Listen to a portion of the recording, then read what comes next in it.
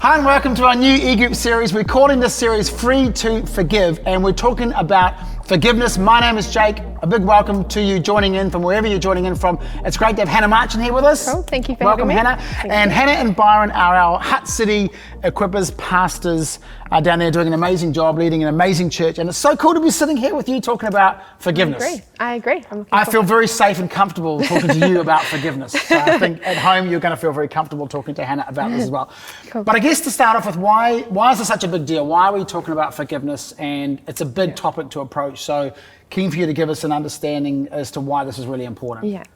Well, I think for me in my life, leading myself has been my biggest challenge, and leading my own heart. And I think to forgive others and to firstly understand that Jesus forgives us, and then that gives us the ability to forgive other people. That keeps my heart free and it keeps my heart soft. And I think if we're not doing that regularly and we're not conscious of that, there's just a build-up of weeds, and then our heart becomes hard. And so it's so important to be talking about this today, and for people to understand that that you have the ability to forgive because Christ has forgiven you first. So this is pretty foundational to the gospel message, isn't it? Because we talk about the gospel as being, you know, we see bumper stickers, Jesus saves, Jesus does a whole bunch of things, but ultimately our salvation is as a result of really the forgiveness that we have in Christ, right? Yeah. And I think it's important for us to talk just some straight gospel today. Before we do in future weeks talk about forgiving others, we need to understand what it is, the weight of what it is that Jesus has done for us. And if we don't have a fresh revelation of that, there's no way we can actually freely forgive others. We may forgive them outwardly, but there'll still be something in the inward part of us that we're processing. And so I love Romans 3:23 that says that we've all fallen short of the glory of God. We've all sinned and fallen short. And so we've got to acknowledge as Christians that it wasn't just a one day we were saved and we found our salvation and forgiveness from Christ, but it's every single day of our life walking this out. And so is that the hard part you talked about?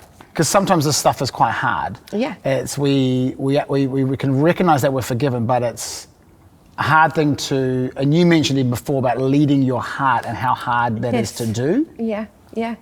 I think for a lot of us, well, we all have broken areas of our lives, and often even as Christians, we can be quite ashamed of the broken areas of our life, and we feel like we have to be all cleaned up, cleared up, hide that away. But actually our brokenness is where we're humble before God. It's where we're so dependent on Him, and we need to acknowledge our brokenness a whole lot more, and we need to be doing this daily. It wasn't just that day we gave our hearts to Jesus. It's every single day of our lives. I wake up in the morning, or as I go to bed at night, I acknowledge my need of Him. Like, okay, God, this is where I'm sorry for the fact that I did this today. I'm sorry for that bad attitude. I'm sorry that I went off at this person like that. And just keeping my heart free. And it's okay to have broken areas of our lives. We don't have to be all the way cleaned up. We've all fallen short of the glory of God. We've all sinned. We all need His grace. We need His grace just as much today as what we did that first day when we got saved. And that Romans 3 verse, the sin, missing the mark, that was the nature of the essence of the sinning, isn't it? It's like this, it was this archery term where you're putting the bow back and you're trying to hit a target, and every time you do it, you're missing the mark. That's the nature of sin, isn't it? So we've all missed that mark. We can't hit that perfect target. And I guess sometimes the recognition is when we're talking about forgiveness, and I guess we do want to say, you know, forgiveness is a massive issue, and we've only got 4 weeks to talk about it, but it's a really significant thing, and we want to hopefully give some real biblical context to why forgiveness is a really important issue in the Christian life. And that's why, unless you can't give to somebody else what you're not first in possession of, we sometimes talk about that. So for us, recognizing this is a journey for all of us, none of us are experts. Hannah and I are not experts at this, but it is a daily process. It's something that you've got to work out all the time. Yes, absolutely.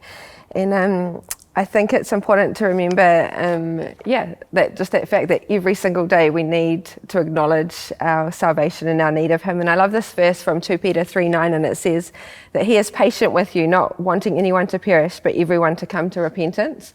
So we acknowledge our need of Him, but then acknowledge that He's actually patient and He's waiting for us. And this is every single day of our life. He is waiting for us to come and receive forgiveness from Him.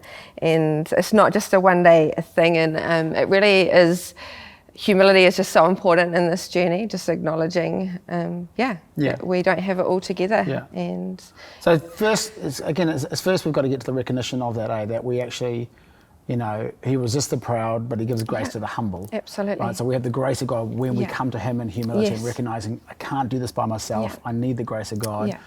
And so, just touching on what you were doing before, so there's a sense that we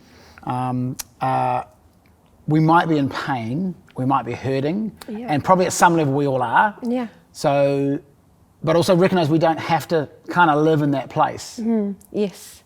Yeah, there is freedom. God, he wants us to be whole. He wants us to have life to the full. Jesus, he came that we would have life to the full, not just a half pie life, but he actually wants us to have wholeness, and he wants us to have wholeness in every single area of our life. And either we don't find that wholeness because we're ashamed of our brokenness and we're ashamed to bring it before God, or we're just actually not acknowledging it and we're just pushing it aside and we're just pushing forward in our life with him. But God, he wants wholeness for us. He wants us to be whole in every single aspect of our life, and he wants us to be free. He wants our hearts to be free. And that's a life to the full that he's called us to. Yeah.